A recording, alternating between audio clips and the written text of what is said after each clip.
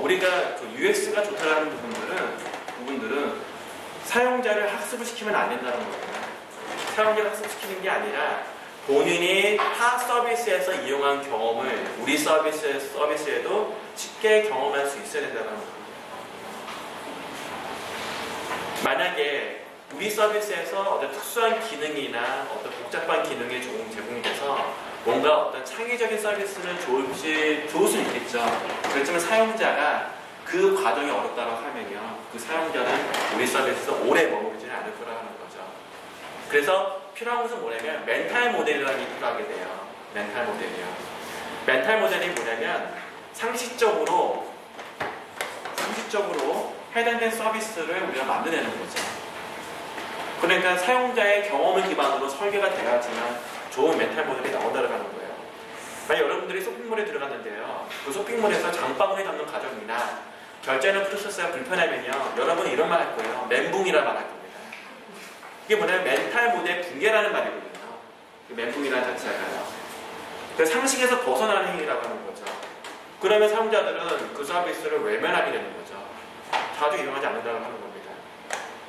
그렇기 때문에 사용자들이 일반적으로 이런 비슷한 서비스 이용할 때는 어떤 행위를 하는지, 어떤 경험을 갖고 있는지 이런 것들을 우리가 관찰을 하고, 우리 서비스에 대해서도 한번 검증받고 그런 서비스를 만들어야지만 좋은 어떤 멘탈 모델에 맞는 그런 서비스를 설계할 수 있지 않을까 생각을 가집니다.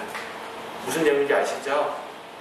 그래서 우리 서비스에서는 너무 특수한 기능, 복잡한 기능, 크리에이티브를 높이기 위해서 그런 것보다도요, 단순하고 간결하면서 사용자 우리 서비스에 들어오더라도 따로 학습하지 않아도 쉽게 이용할 수 있는 그런 서비스를 기획을 해야지만 좋은 우리가 UX라고 이야기를 할 수가 있습니다.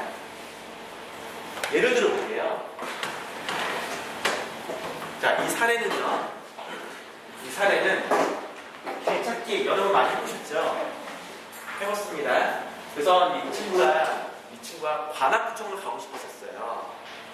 사용성 테스트를 진행했을 때 이 친구의 생각은 뭐였냐면, 자기는 출발지를 정해놓고 우리 집에서 관악구청까지 가고 싶었던 겁니다. 근데 갑자기 관악구청이 안 떠오르는 거예요, 이 친구가요. 그러니까 사용성 테스트를 지나가다 보니 갑자기 안 떠오르는 경우 있잖아요. 근데 여러분 2호선을 타고 가다 보면 뭐가 나오게 되냐면요, 관악구청역 서울대 입구 이렇게 말하게 됩니다. 그렇죠? 여러분 잘 모르시죠? 네. 그렇게 2호선 타면요 그렇게 나와요. 서울대 입구, 관악구청역 이렇게 나오게 됩니다. 그러니까 이 친구는 서울대 입구만 머리 떠오르는 거죠. 서울대 입구. 근데 서울대 입구를 내가 검색으로 두면 그 주변에는 관악구청을 아마 찾을 수 있을 것 같아 라고 본 거죠.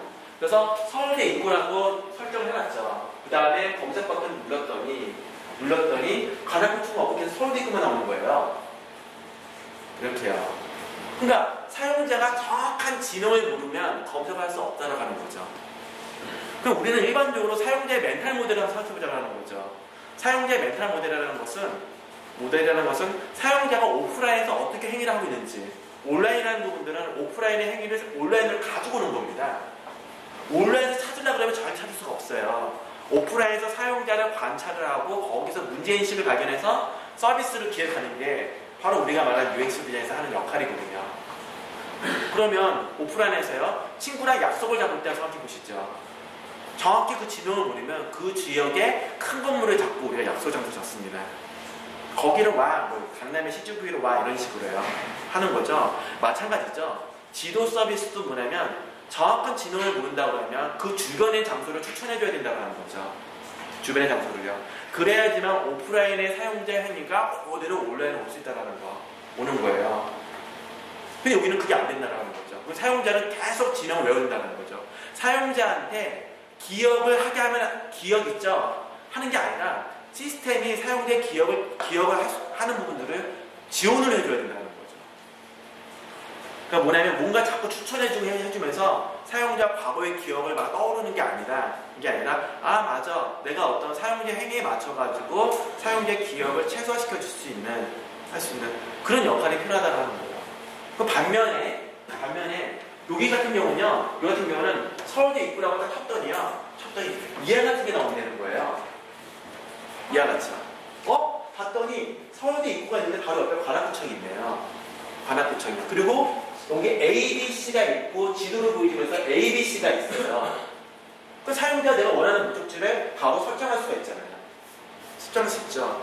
그러니까 사용자한테는 두 가지 의미를 우리가 줄 수가 있는 거죠. 첫 번째는 정확한 어떤 지명을 알았을 때, 두 번째는 주변을 내가 사용자가 찾고자 할 때 그런 것을 줘야 된다는 거죠. 이 부분들은 우리가 UI에서는요, 얘를 대체성이라고 해요. 사용자 하는 행위를 두 가지 이상의 대안을 줘야 된다. 예를 들어서 쇼핑몰로 본다 그러면요, 쇼핑에서 여러분들이 제품을 검색을 했을 때, 최신 순보기 아니면 가격 순보기, 그 다음에 뭐 평점 순보기 있죠. 똑같은 DB를 보여주고 있지만 사용자가 자기가 선호하는 성향에 따라 검색 결과를 보여줄 수가 있잖아요. 그런 거를 대체성이라고 얘기를 해요. 사용자가 두 가지 이상이 할 수 있는 그런 행위를 지원해 줄 필요가 있다라고 하는 거죠. 근데 이 서비스는 얘는 대체성이 안 되고 있는 거고, 이 서비스는 대체성이 좀 좋은 거예요. 좋은 겁니다. 또 다시 말하면 사용자의 멘탈 모델을 고려해서 서비스를 기획할 필요가 있다라고 하는 겁니다. 요 이해 되시죠? 자, 그 다음 거